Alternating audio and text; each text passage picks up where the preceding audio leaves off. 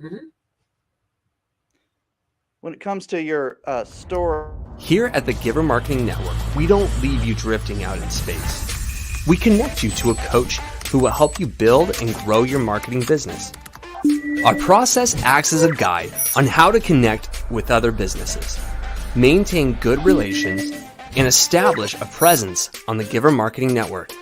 Each member within this collaborative group will have the opportunity to leverage your talent and influence, a true network effect. If you are looking to collaborate on more projects, welcome to the Giver Marketing Network, the most trusted and highest rated collective of specialists on the planet. Here we have a group of like-minded professionals who focus on making valuable introductions and helping each other grow by teaming up. Imagine Upwork meets a network and a coach.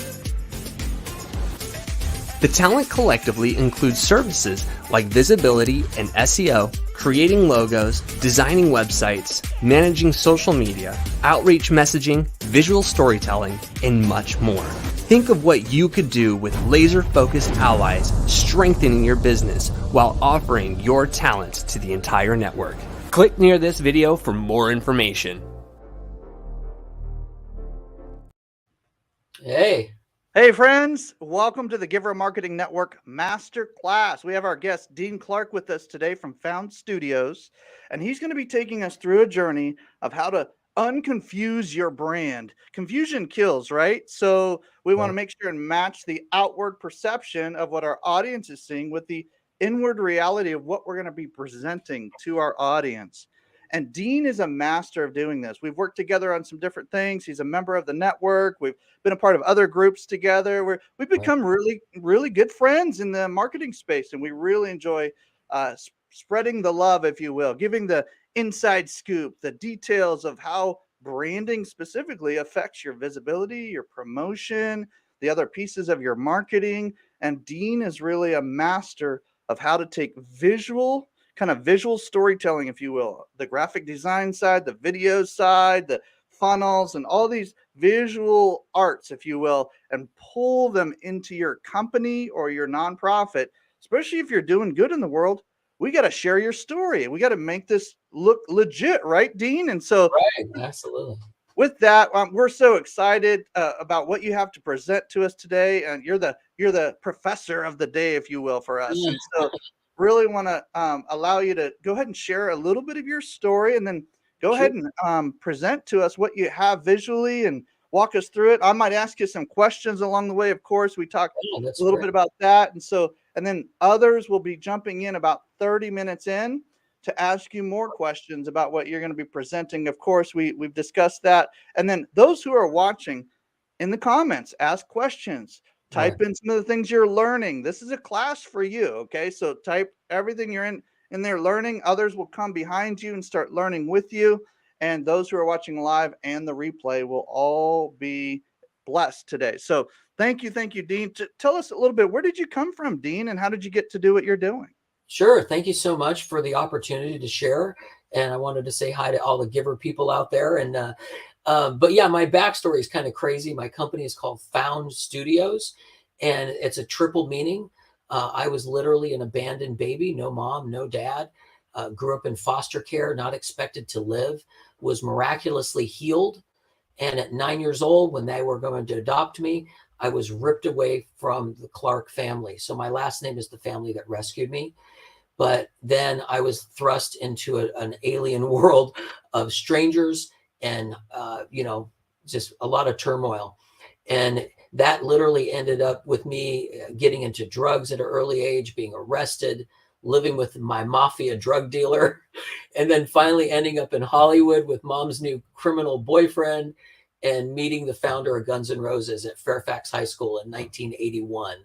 By 83, I was the photographer for Guns N' Roses. And in 84, I moved in with Guns N' Roses, literally. But God needed me in Hollywood. And so I miraculously was discovered at the corner of Hollywood and Vine, given a 6-figure job in today's money, a suit and tie, and I was in commercial real estate. And so literally somebody saw something in me that I never even knew existed and sure didn't see in myself. And I was given this incredible opportunity, this job, and I discovered that I was a businessman. Had no idea. I was living with crazy rock and rollers at the time, but God used that backstory, that crazy real estate job, to show me who I was.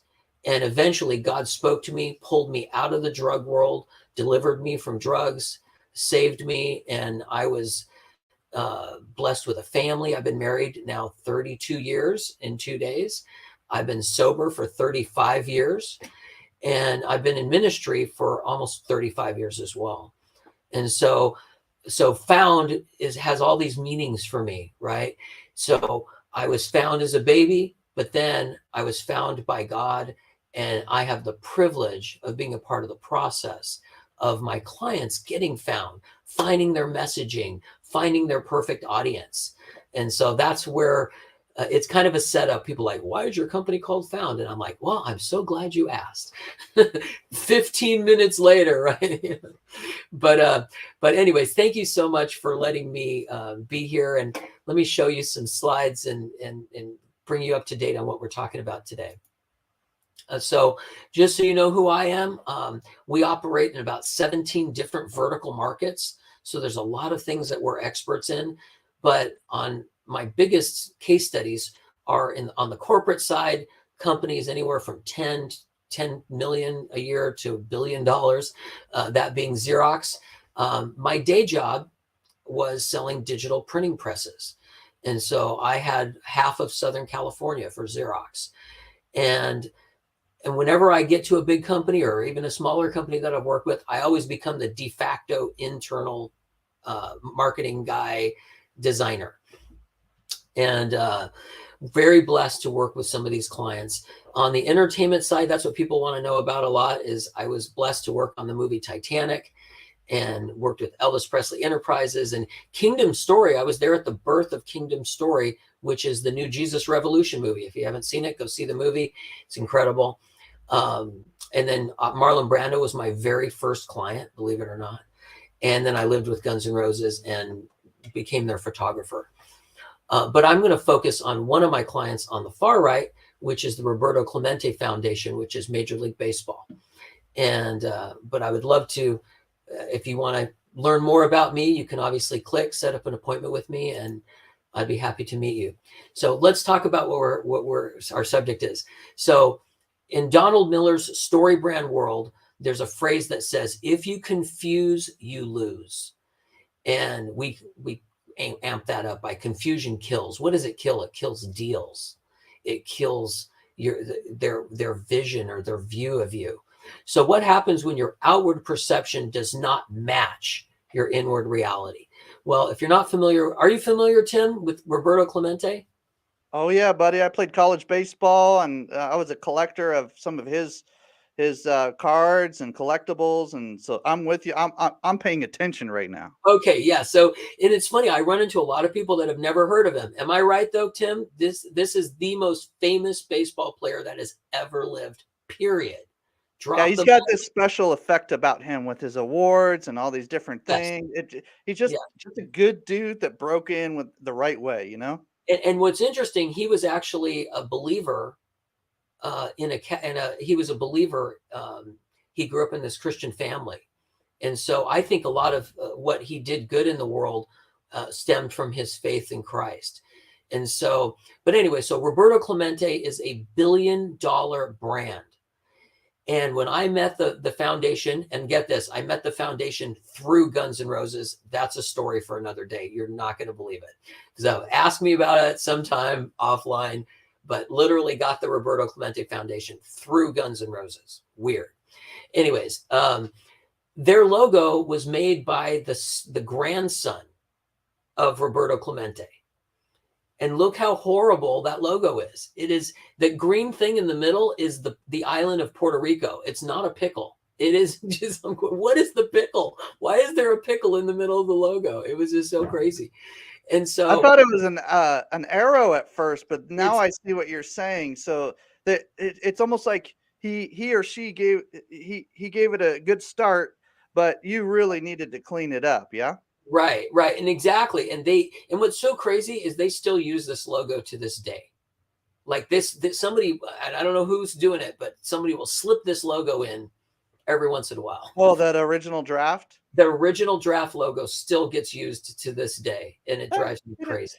It happens. You got to be careful what you put out there, right? Exactly. So it's like permanent. It's part, you can Google it and it's still on the web. So what we did is we tried to create an entire brand ecosystem for them.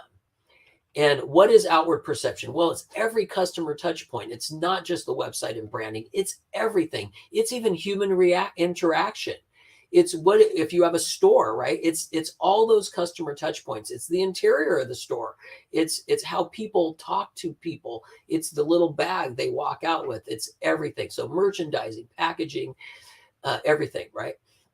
So here's the hard question. So I'm talking to marketers right now.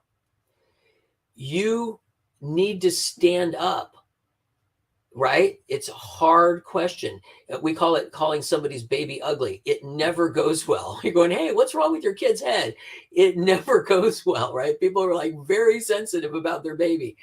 And when I've insulted people's logos or go, so do we want to keep the logo, And they're like, my wife designed that logo. And you're like, oh no. And so like with Roberto Clemente, my son designed this logo, right? And so luckily I stood up and I was willing to lose the account over that battle. It was that important a battle, right?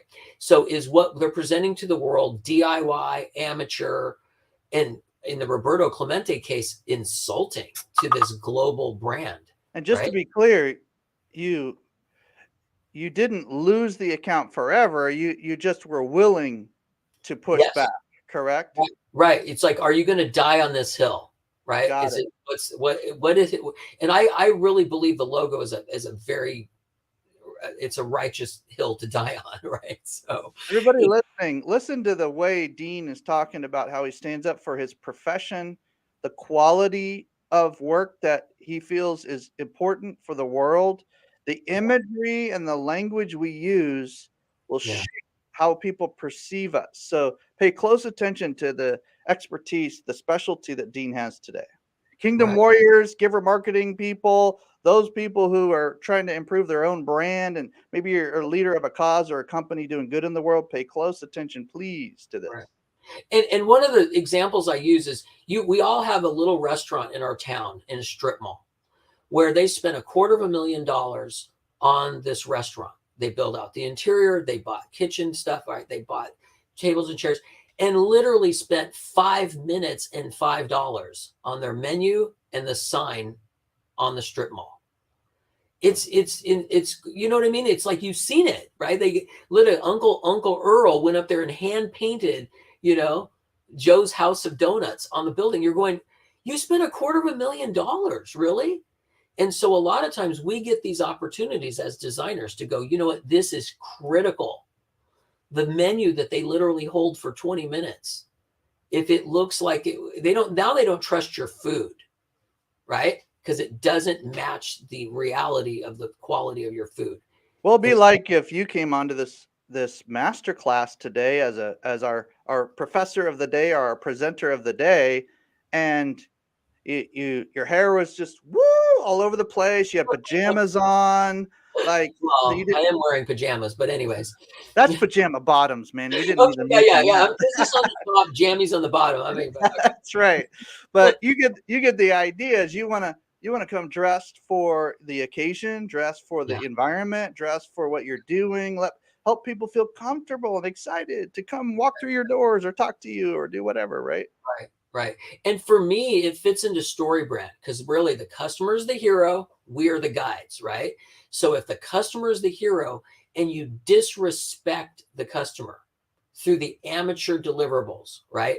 You are literally, you're going to take their money and you're not giving the goods, right? So inward reality is the quality of your deliverable, the quality of your service, the quality of your final output, right?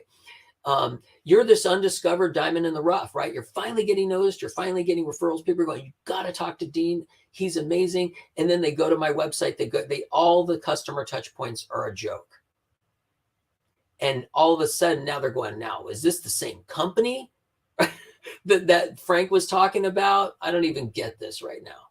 And people will mistrust. It's confusion and mistrust is created.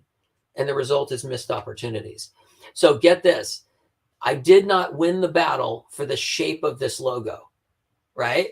So did you see the previous one? I was trying to go completely different off this baseballs, the whole skull and crossbone kind of look. But I lost the battle, but we just made it really pro. But look at that. It's up on the Jumbotron at one of their clinics at a stadium somewhere in the world. And what they do is they do clinics for all the village kids, wherever the stadium is. They bring all the poor kids in there and they get to meet Major League Baseball stars. They get signed swag. They all get the number 21 shirt. And can you imagine, you're a mom bringing your child into this stadium, and this is such a big deal, and you see this gigantic amateur logo up on the screen. Didn't you feel disrespected? Well, if I was from a different part of the world and only one part of the world was highlighted like that, no matter what color it was, I would be like, so is this for me? Is this a worldwide foundation, or is this like a localized foundation? So I pay attention to things like that. Some people do, but subconsciously we all do. We all subconsciously pay attention to that. I love what you're saying here. It's all in the details. Exactly. And so, and I got to give credit to my son, Jared. He's my partner. He's the master artist on all of this work. And he is absolutely incredible. Easily one of the best designers in this country. And as proved out by all this artwork. And I was a designer way back in the day for Titanic and some other things. And now I've passed the torch to the next generation. And, but look at this. We did this Hall of Fame logo, and now that's representative of something amazing, right? Like the memorabilia of one of the greatest baseball players that's ever lived. And the paintings are by Dick Perez, who's one of the greatest baseball painters in the world. And he is the official painter, he's in his 80s now, for the Baseball Hall of Fame. He's done over 4,000 paintings. And I called him up and he gave us the equivalent of $250,000 worth of artwork to use on this website for free. I made another phone call to the official historian of Puerto Rico, baseball historian, and he gave us the equivalent of $250,000 in photos. So get that, 2 phone calls, almost $500,000, all because of Roberto Clemente's name, not because of me. I just said, hey, I work for Roberto Clemente. Would you have anything we could use on the website? And they're both like, we have everything. We have everything you would ever need. And it was really, God showed up and built this incredible website. Here's my next example. So get this. I am hired by these guys. They have an automotive company. At this point, it was a $10 million company. So the logo on the left is a $10 million company logo. And again, had to die on the hill. I'm like, oh my gosh, that thing's horrible. And I lost the battle. They're like, no, man, that's on shirts. That's everywhere. We're keeping the little badge. I'm like, okay, can I clean it up, please? And so I cleaned it up slightly. Okay. But look at that. They had this weird flag thing behind the clear. It's just horrible. And luckily I won this battle, or at least was able to somewhat win the battle. And now they are a $50 million company. They have 400 or 500 car dealerships all around the country. And we've now launched 5 different brands, automotive brands, for these same 2 owners.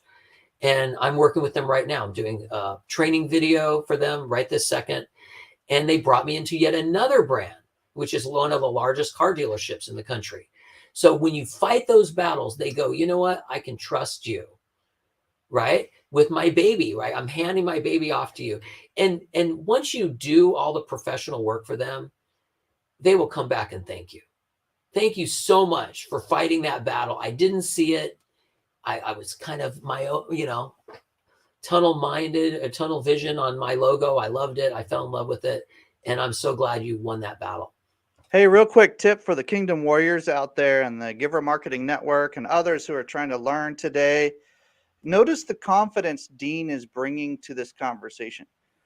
We're not sales trainers, okay? But confidence is the key to sales. Mm, And if you know and understand who you are, how your the value of your work, and bring that level of confidence, even at the risk of maybe slight offense on the front end, the right. the benefits on the back end when you can trust your baby with somebody, Right. then if they have that level of confidence, then now you start seeing revenue increasing in your business no matter what you do, whether you're in marketing or another industry. Yeah. Bring that confidence because you've been working hard at what you do. You can show them the proof of how you work with other clients or other donors or other, however, or the results that you have within your organization. Bring that confidence and your revenue will increase because money follows confidence. That's good. That's really good. And you never know where their logo is going to show up. So I love this tag logo. My son designed it. It's incredible. We had no idea when we designed the tag logo that it would be everywhere. So it's eclipsed all their other brands. It is huge. It is ubiquitous in all these dealerships all around the country. It's that famous now. So had we not fought that battle early on and poured that kind of quality into it, it wouldn't have gone as viral as it has now. And I walked into their office to film the latest training video. And these machines that my son designed, this little box right here, were stacked up to the ceilings. They had an entire room filled with these boxes. I'm like, oh my gosh, I couldn't believe it. It was so cool and really exciting. You never know. This is a subtle difference, but look, I'm again so glad I won this battle. Look at the logo on the left. Not horrible, right? But look at that little sketchy line that they had. It's almost like grunge. It's like a grunge line, like a painted line. Okay. But they only had a vertical logo. So we still do vertical and horizontal logos. We're still in that business. But you need a logo that's flexible in both applications, right? They did not have that. And when I tried to make the logo on the left horizontal, it was a disaster. It did not hold up. And also, do you notice how it looks squished? It looks like somebody squashed it, right?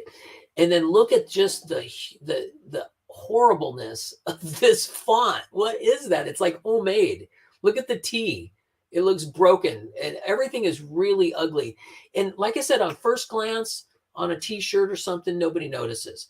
But when I go down to the pixel level, right? And so luckily I won this battle, but check this out. 6 months after I convinced them of this logo, they put it as the building sign on a 55,000 square foot building. So can you imagine what would that other logo be like, right? On a 55,000 square foot building. It would have been total garbage. It wouldn't have even translated to a building sign. So you just don't know what you're fighting the battle for, right? You can't see the future. But now get this website has been this company is so successful now. This website went from just a minor website to 700 products on an e-commerce platform. And for all the geeks out there, WooCommerce on WordPress was how we built this. And it is a completely custom website. And over the course of the years, this is a probably 6-figure engagement, just so you guys know. And it started out so small. It started with a $2,000 retainer. Okay. So I just want to give you guys hope, right? Little things. And I had no idea they were going to buy a 55,000 square foot building.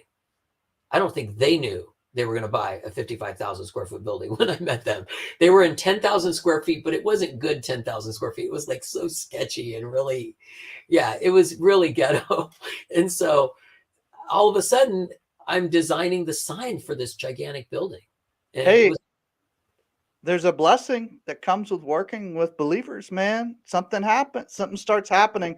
I'm not talking about superstition here, ladies and gentlemen. I'm just saying good people working with good people, all of a sudden you get opportunities, you look better, you feel better, you're sharp, You got to Right. start making connections. People start introducing you. Before you know it, maybe you have a 55,000 square foot building. Like, who knows? Who knows? Right. And so one of the philosophies we use, and you guys can feel free to use, the Giver folks can utilize this illustration that we created. People will come to me and they ask for a website. I'm like, okay, it is the wrong question. You need to ask them what moves the needle. How do you get clients? If they tell you, oh, we're 100% referral based, really? Okay, right? So what you might need is a funnel, right? So we talk about websites are leaky buckets. What you need is a funnel. Here's a big one, right? Video is king right now. It's a huge SEO platform, search engine tool, and it's time to deploy video in every one of your clients. And here, you like this slide here, Timothy. So, we both really want to point out, look at the difference in click-through rates and engagement when you use video versus Talk about moving the needle, right, Dean? I mean, this Exactly. like there's metrics that we measure, and then there's other parts of marketing, and that's what this masterclass is about. It's about marketing. So there's other parts of marketing that it's very difficult to measure. You know that it's helping, you know that it's creating an environment or something, but there's some things that click-through rates, how people are searching for you, analytics of all different kinds, all these things you see on the back end of Google, and all the different metrics that you can measure. If you can Right. measure it, ladies and gentlemen, pay attention to what Dean's about to say here. Yeah. And so my buddy, one of the backstories and how I learned about the power of video, my client, or excuse me, my former employer is my former best friend. Sorry, I said former. Anyways, my former best friend who I grew up with 30 something years ago. And he has a $60 million a year ad agency. And so I worked for 3 years with him, and he has clients that spend $1 million a month. A little bigger than our agency. Okay. But what's crazy is they showed me the power of video. He has 9 people building video and animations in-house. It's a huge opportunity. And he has clients that live and die on video. So if you're not using it or not pitching it, and that's what Giver's all about, right? If you don't do video, you have a network, right, of people that are experts in this area. Feel free to give me a call. The other one is, we were talking earlier about generic messaging is criminal, right? If you are just throwing up a website hoping that it appeals to all the different people that you would sell to or your client would sell to, right? It's the same as you going after your dream job with a generic resume. To whom it may concern, I'm really great for your company and please hire me. It's not going to work, especially in today's job market, right? When I do a resume for somebody, I say, I look forward to serving XYZ company as your creative director level 2 and utilizing my 30 years experience. And I've studied your business and I know all about your business and I address all of your key points in the resume, right? It's the same thing that we would do for our clients on a landing page, right? We want to be educated about what the wants. And this is I'm just going to go through some real quick graphics. And if there's questions or anything else, but this is the website that we built for Roberto Clemente Foundation. We launched on the Jumbotron. We built the official gallery for all the winners of the Clemente Award, which is the Oscar of baseball. It's the most prestigious award in baseball, period. And I didn't make that up. And I'm a digital painter. There was 11 missing players that Dick Perez had not painted. And so I had the blessing of being able to paint 4 of those portraits of these winners. The last time I worked on one was in 2020. And you never know what's going to happen. So once we launched this website, Google rediscovers Roberto Clemente, right? And they make him the face of Hispanic Heritage Month. and hire this really famous artist to create this graphic. And that graphic goes right to a story, which then goes to the Roberto Clemente Foundation. I And so, love your work. I love your work, man. I also like your approach because you've worked with some pretty amazing brands, if you will, or entities, if you want to think of it that way. And you're bringing a knowledge base today to our conversation that is extraordinary. And um, so, with that, Dean, you want to move into some questions and answer sure, time? yeah, absolutely. Please I go for think it. I think we're gonna have some fun here. We got Tim Solmanson in the room today. I'm gonna bring him up, and we're gonna have some fun, my friend. We're gonna have a conversation, just a three-way conversation with us, just dialoguing about or masterminding, if you will, about what you just presented today. Maybe a quick question, Tim. Do you have any questions or thoughts that stood out to you so far? Maybe start with a question if you have one. Dean, I don't envy you because the challenge of convincing someone the value and the importance of a logo, just branding in general, sometimes Right. is, it's difficult. And Yeah. I'm curious to know just how you walk people through the conversation around the reflection of that logo and how important it is Sure. to their image. Well, usually I don't get hired for the logo. I get hired for the website Mhm. or the brand. And I'm like, hey, is there anything? And what I do is I preface it. I go, look, I'm not the final designer on your project. I'm going to hand this off to my design team. If they have some other avenue or some other direction for your logo, are you willing to take a look at that? Mhm. And then I take it to my design team. I'm like, help, please, this thing stinks. Like, come on, let's knock this out of the park for them.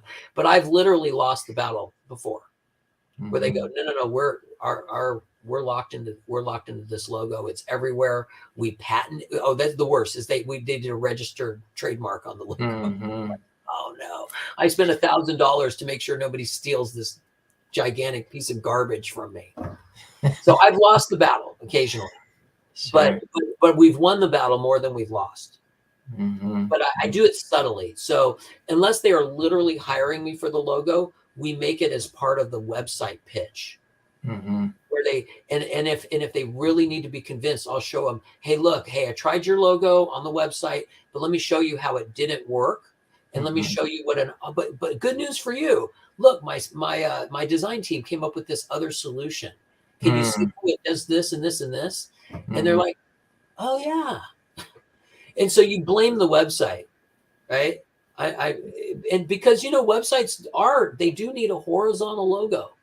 If you have a vertical logo, it's going to be so tiny Yeah. on the website to be almost invisible. So how do you differentiate yourself from the Fiverr folks that, hey, listen, I'll go Right. pay someone $50. And I've had people do that, and I don't even go into that battle at all. I mean, I go, God bless them, but what you have with my team is you have a collective 100 years of experience in marketing, right? Maybe more. With me, you have 35 years, right? So maybe more. I've been painting since I was a child, plus 37 years in business. So what I bring to the table is business acumen combined with design excellence. Sounds like you said that before. So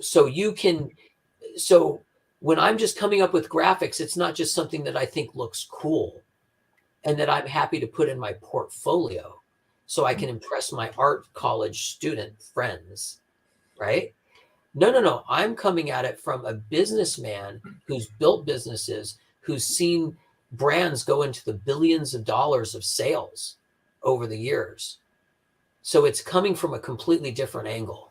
Okay, here's a question for you, Dean. Fiverr, go for it. I'm like, I can't, I can't beat $5, right? Yeah, we don't say the F word around here, man. So be careful with that. What's your language? Yeah, watch your language. Watch your easy, Tiger. So a lot of people shouldn't even know how to spell it, so that's fine. Quick question for you. If a brand was kind of refreshed maybe 20 years ago or 15 Right. years ago, and it was okay then. Is Right. there like how do brand like does imagery change every decade or every 5 to 10 years? Like how does that work from your design from a design standpoint? Can you explain a little bit of that? Yeah, I mean, if modern sensibility, well, have you noticed, guys, the move towards minimalism, right, in imagery today? Like the new Uber logo, I wanted to punch this person in the face. They literally just took Myriad and typed Uber. I mean, like it's criminal. Do a Google search on Uber logo rebranding. It's painful. And you're like, how did they get paid? And so for me, I have not been successful getting people to pay me for minimalism, even though that's the trend right now. My clients, they don't buy it, right? Like, really? I'm going to give you thousands of dollars for a logo and you literally just use Myriad and typed up my name? Is that really what you're selling me right now? So yes, there is a move towards minimalism. I hate it personally as kind of a maximalist, right? Like you can see the stuff that we do in logos. It's just beautiful and image rich and pixel perfect and all those crazy things. But sometimes a logo says the wrong message about you, right? Specifically, I've worked with clients where their logo was created in the 40s. It looks like the 40s. You can hear crackly radio sounds when you look at their logo. You're going, wow, my grandma saw this logo. Yes, she did. And so I think that's a problem, right? We want to try to bring you up to modern. So freshen it up, but don't change it every 2 or 3 years with modern trends and try Oh to. yeah, I wouldn't do that. Yeah.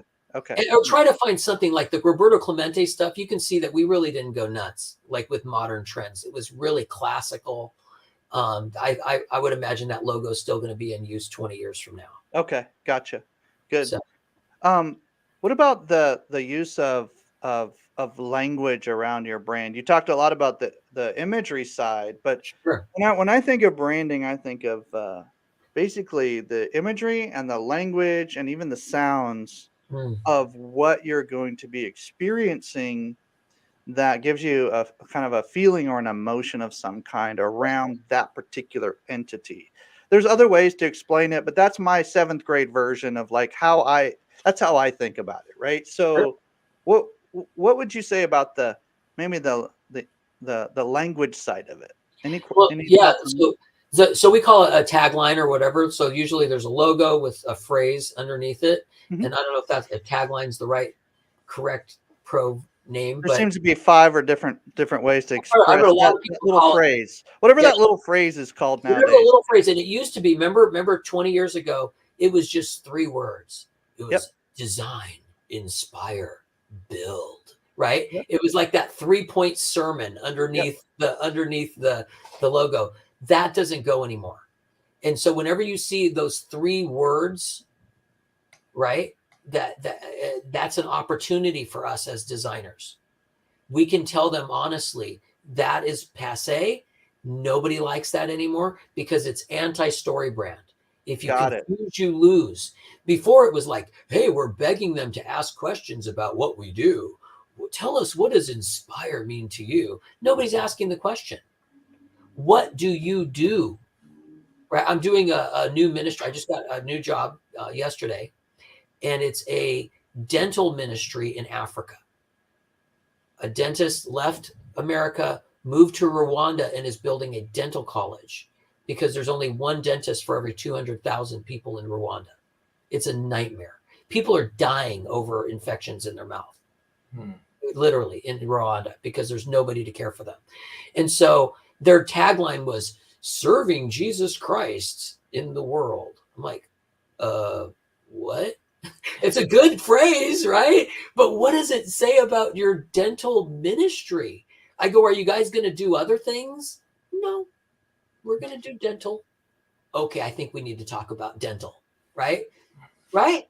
Like we're changing the nation of Africa through dental health. Do you feel like because we're in an information age that we're kind of overloaded with generic information and the more specific we can get with our taglines, our mantras, our phrases, our language will help like bring a niche or a clarification to the brand. Is that what I'm hearing? Well, and it's an opportunity for us, absolutely, because it's go back to StoryBrand. So the reason I love StoryBrand so much is there's rules of engagement. Hmm. So if the customer comes to me and goes, I want my grandma and I want my dog in the logo, you're going, how does that work in StoryBrand? Is that making the customer the hero and you the guide? No, I'm just going to look great with my wife because she loves that dog and she loves her mama. I'm like, okay, well, that is not StoryBrand. And so it helps you win the battle. Might be a nostalgia, but not StoryBrand and not as much beneficial. And Fluffy is a really cute terrier. I agree, but not great. Right? We call it vanity branding. Got it. Okay. Vanity branding is all about you. Story branding is all about them. Right? Write that down, ladies and gentlemen. Put it in the comments. That right there, that alone is worth its weight in gold. And I know, Tim, you and I have talked about this a little bit, but Dean is just bringing this with some imagery and some language that needs to be repeated. It needs to be said. Donald Miller from StoryBrand kind of started this bus going years ago when he wrote that best-selling book, and then he helped us understand how our life is a story and what part of the story are you in right now, and it shifts and evolves over time. But it's super interesting how, Dean, you're just bringing this right to the pragmatic. Like, this is how it affects your company, your organization, your cause. If you're doing good in the world, you need a story. You need imagery that reflects that story. You need language that makes sense to that story. It all needs to kind of fly together, not fly separately. Right. I love it, Dean. Tim, you got any other questions for Dean? I'm looking through the comments right now. Yeah, I have a question around because I know that there are probably people, designers that are starving artists trying to figure out how to get off of Fiverr, right, and find people that would be willing to pay them a living wage, and hopefully more than that, obviously. Right. What thoughts or suggestions, inspirational words do you have? The one thing I will say is, I call it elevating the brand. You're asked for I was asked to do a humble dog wash right before I won Titanic, right? I was working for a doggy wash business. Okay. And it was the worst name. It was like Savo. I'm like, what the heck is that? It's a place in Africa. It's like TSAVO. I'm like, it's the word. Like nowadays, StoryBrand, I would shut this guy down. But so it was very humble, right? But that was a beautiful logo. I elevated the brand. I could have phoned it in Fiverr wise, right? And he would have said, thanks. And I go, no, I'm going to elevate this thing. I'm going to bring in all the guns for this. I call it leaving blood on the keyboard, right? I'm going to leave blood on the keyboard on this thing. And so when my son and I, when we smell a client that is going to be a forever case study for us, we will spend no amount of time and effort to make that as epic as possible. We will do $40,000 worth of design for 10 grand or whatever the price is. And so far that has paid off for us royally, because sometimes the client's budget doesn't warrant that, but my future does, right? Like, so if I'm going to go and I'm going to work on Major League Baseball, how many times am I going to be able to do that? It was a once in a lifetime opportunity. And so I would say be willing to lose money to make something epic, elevate it, be willing to fight the hard battle. Hey, Dean, we had this conversation yesterday a little bit in our mastermind that's only for our Giver Marketing Network members. Right. But I'm just curious if we want to maybe rap about this just a little bit more as we land the plane, because there's a lot of marketing professionals out there, or marketing people that are in other companies, or freelancers out there that are listening, and we're kind of starting to speak to them a little bit, but also benefit the rest of the audience as well. So I'm just thinking, okay, so if you're in the beginning stages of your marketing career or marketing company or your freelance work. And I'm also going to bring in Ginger's been waiting in the green room a little bit, so I'm going to bring her in for this part of the conversation as we wrap up today. So Ginger's going to help us continue this conversation. Hi, Ginger. Good to see you. So here, there's folks that are in the beginning of their career, Dean, and you're speaking as Papa Dean right now, right? Like I'm Grandpa right now. You're the mentor in the room to all the young, aspiring artists and creatives and branding experts in the room. So let's learn from you, right? Like, let's learn from each other, right? So if you're trying to kind of just get your reps in on Fiverr and Upwork and a bunch of these other places, right? That's fine. Like for first few months or whatever, right? That's totally fine. But at some point, you got to graduate, right? If I'm hearing you right, you got to graduate to an actual living wage, like something where you can actually put food on the table. And then once you're able to do that, then you get a little confidence, and then you're like, okay, so now I'm going to go for a little bit larger clients. And as that should never stop, right? You're always looking for larger clients. You know, you go from the $1,000 brands to the $10,000 brands to the $100,000 brands to the $1 million brands, and you go as far as your little muscles will let you go. Like, just keep going, right? So if you're able to do that, then there's certain people that you can give discounts to or give extra goodies to or package things in a special way that says, look, normally I charge this much, but because you're going to feature me on your things or you're going to on your buildings or whatever you're going to do, I'm going to go ahead and give you a small discount. I normally charge this, but let's go ahead and do this. Without discounting your value, really explain why you're doing that for the larger clients, but do it in a way that's classy, right? Not, oh my gosh, I'm like 20% of everybody else. No. That's devaluing your brand, right? This is what I learned from you yesterday. We were talking yesterday. Yeah. And then I'm just kind of summarizing, but if you're working with folks that are maybe have a really low budget and you've already had a lot of reps in that part of your career, then yeah, maybe you donate some of your time kind of off the books and just bless them if you want, but that's only like 1 out of 100 projects. Like that's not something you do for a living. You don't donate your time for a living, right? So at that point, then you got to ask yourself, where am I in this development process? Have I been working with people like Dean? Am I part of networks that will help me get better projects? Where am I? Can you speak to that? Like, sure. The beginning, middle, and kind of that the progressive development side of careers? Sure. Well, one of the blessings for me is I started working with Joel Snyder and bringing him into deals, right? He is my CMO side. So between Joel and I, we have 10 people. We look like a big agency. Mm-hmm. I'm a small agency, but so the power that we have is our network. Yep. So having the guts to bring in an expert that's outclasses you, like Joel has forgotten more than I will ever know, right? And so if you're listening, Joel, that was for you.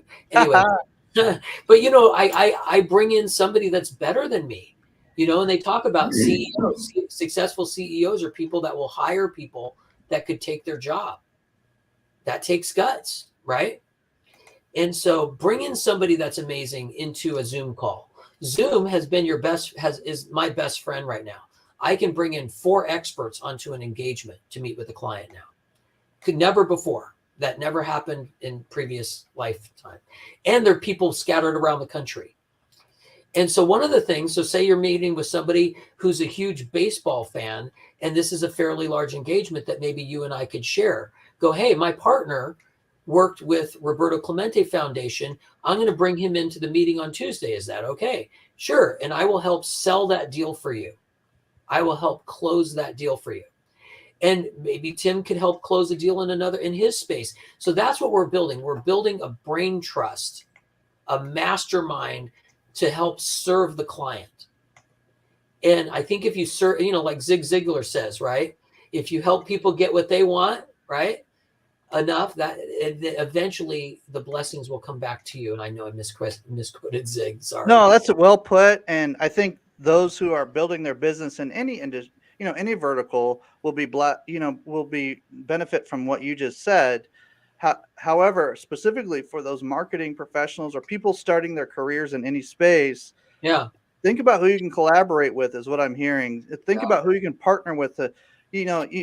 It's one thing to have one strong arm, but it's another thing to have a couple people in the room. And some call this the Luke chapter 10 approach, where Jesus sent them out by twos. Like, there's a power in doing that. So if you can Right. partner up, collaborate, do some of those kind of things. I won't start preaching right now, but hey, Ginger, did you have any thoughts or questions, maybe even continuing from our conversation yesterday or what you saw today? Anything for Dean before we kind of wrap up?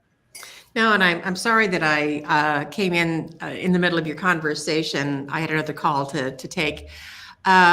No, and I completely embrace what Dean is saying. And golly, when you can bring in experts to help represent what you're trying to sell or what you are trying to represent, then that makes you the expert just by association. So Exactly. yeah, having a network, whether they are associated to your bottom line or not, makes you look like the expert. And when you're mutually respecting each other on the call, it elevates your brand as well, right?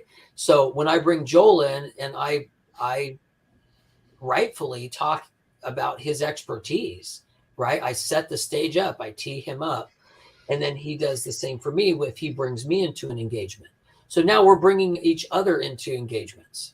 Speaking about somebody in a positive way shows you're secure in who you are. Anytime you're trying to push somebody down in a room or do something that weird or just sleight of hand, just different weird tactics, that just shows insecurity. So we're talking about emotional intelligence in business right now too. Like, this is really, really good. You said something about your brand, and Ginger, you just said something about associating with the right people. Some people call this authority branding. Some people call this relational or association branding. You can call it whatever you want.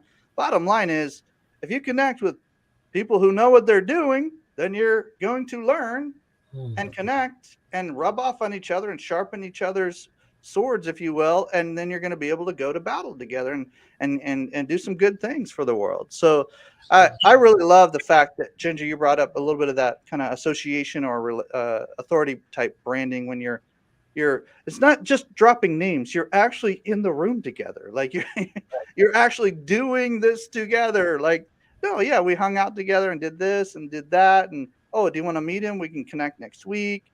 That kind of thing is.